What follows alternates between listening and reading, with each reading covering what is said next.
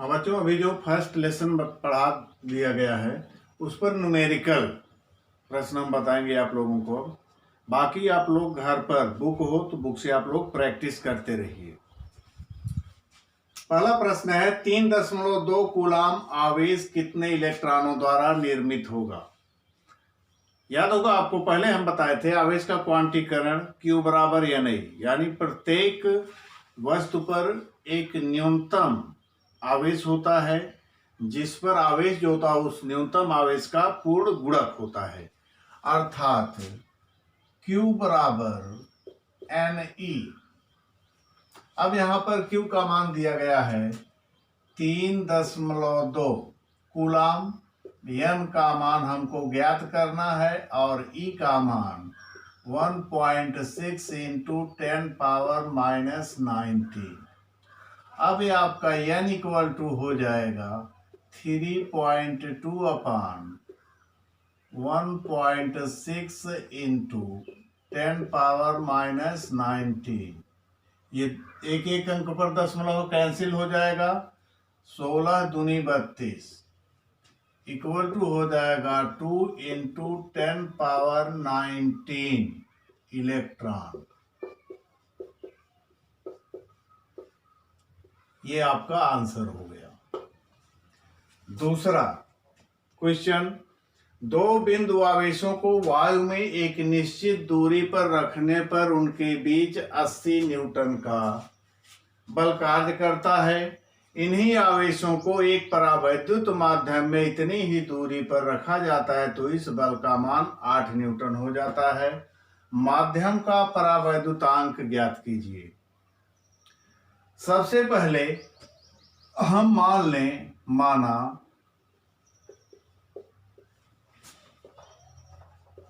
आवेश Q1 व Q2 है तथा उनके बीच की दूरी R है। अब वायु में रखने पर तो FA बराबर हो गया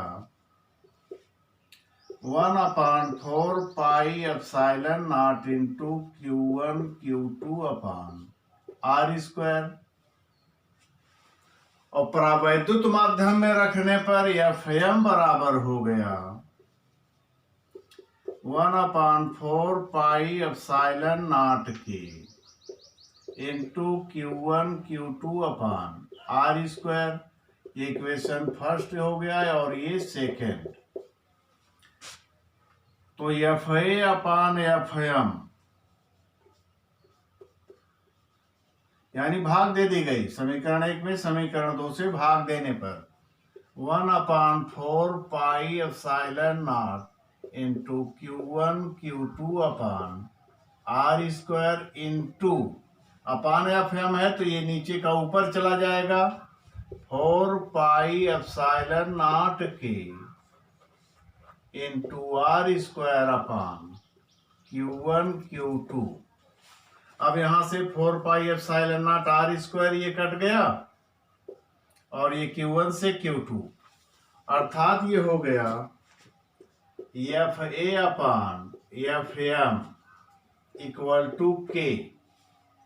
अब यहाँ FA और FM की वैल्यू रख देंगे। K इक्वल टू हो गया FA वायु में 80 बटे में 8 इक्वल टू 10, यानी परावैद्युतांक जो हो गया इसका K बराबर 10। यही आंसर हुआ। तीसरा सवाल है, ये चित्र दिया गया। चित्र में सेंटीमीटर भुजा वाले वर्ग के चारों कोनों पर 4 आवेश रखे गए हैं जो चित्र में प्रदर्शित किए गए हैं।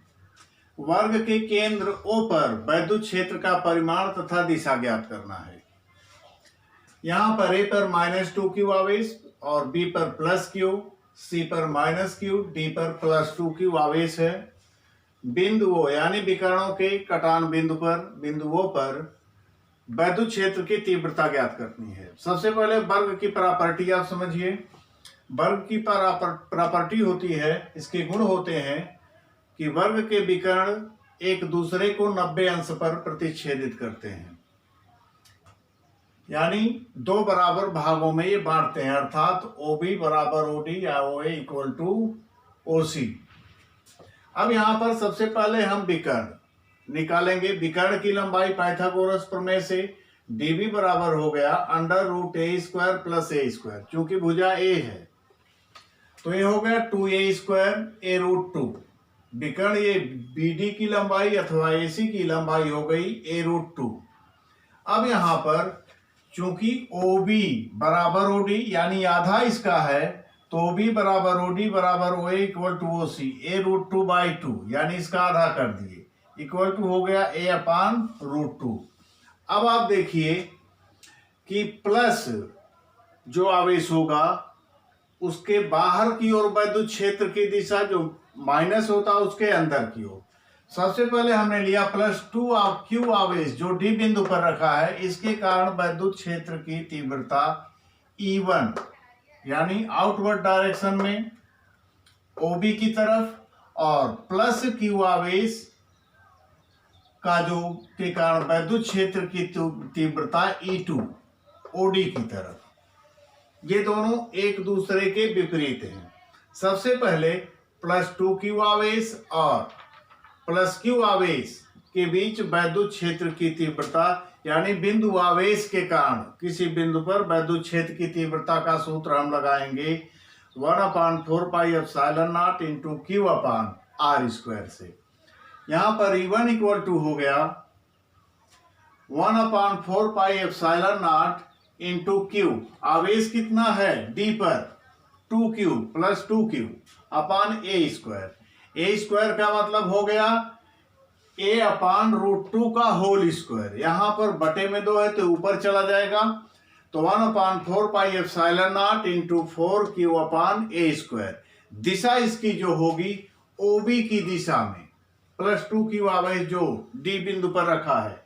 अब हम +q आवेश के कारण निकालेंगे O बिंदु पर वैद्युत क्षेत्र की तीव्रता E2 इक्वल टू 1/4πε0 × 2q/a²। ये 2/2 था, ये ऊपर चला गया OD की दिशा में, यानी इन दोनों की इसके कारण इस डायरेक्शन में है और +q के कारण OD दिशा में है, इसलिए O पर परिणामी तीव्रता जो होगी E1 - E2 हमने E' मान लिया।